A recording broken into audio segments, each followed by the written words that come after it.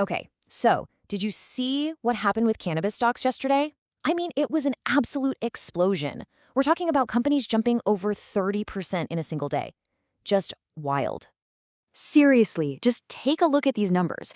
Tilray up over 33%, Cannabis skyrockets 23%, even the entire sector ETF popped 20% in one day. This came completely out of left field for a lot of people, and it was all because of one single piece of news out of Washington. All right, so let's break this all down. What in the world is behind this massive rally? And, the more important question, what does it actually mean if you're thinking about this space? Okay, so that's the million-dollar question, right? Because when I saw those headlines, my first thought was, wait a minute, did the federal government just legalize marijuana? I mean, a 30% stock jump feels like it should mean something that huge. Whoa, whoa, not so fast. And listen, if you take one thing away from all this, let it be this. This move does not federally legalize recreational marijuana. The story is a little more nuanced, but for the businesses involved, it's actually way more important.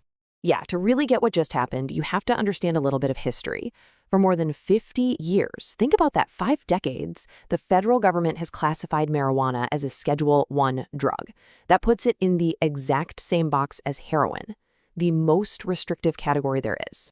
So this is the big change. We're moving from Schedule 1 down to Schedule 3.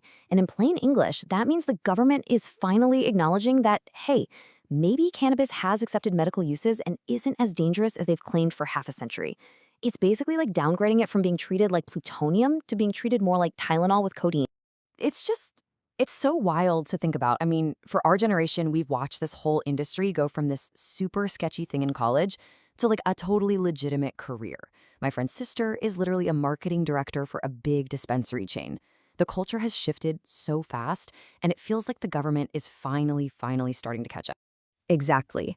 And honestly, that gets us to the real reason those stocks went absolutely crazy. It's not about recreational legalization. It's all about this one super obscure tax code that has been just crushing this industry.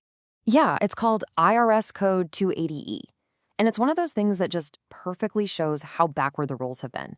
Because cannabis was a Schedule I drug, these businesses, which are totally legal in their own states, mind you, were federally banned from deducting normal, everyday business expenses. Okay, let me put it this way.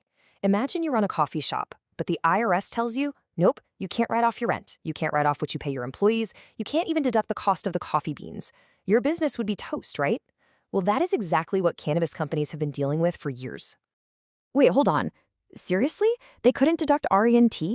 That is absolutely insane. So what does that even mean for their tax rate? It says here over 70%. Wow. I mean, how do you even run a business like that?